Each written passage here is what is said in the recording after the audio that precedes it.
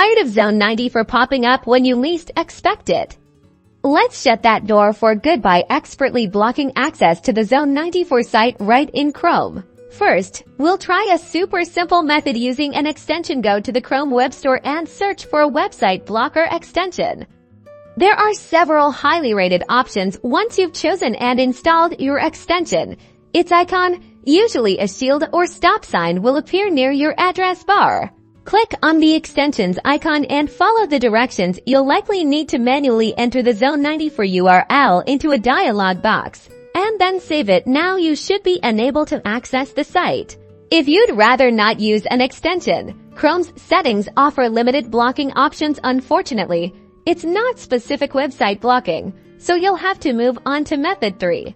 If all else fails or you want to be extra sure, you can block all access to Zone94 at the DNS level. Using your computer's network adapter settings, search for network connections and navigate to the one you are using in Properties. Locate Internet Protocol version 4 and select Properties. Use the following DNS server addresses and enter a public DNS such as Cloudflare or Google. Then, navigate to your host file, which requires admin level access, as this will ensure that the website is not coming to your screen again.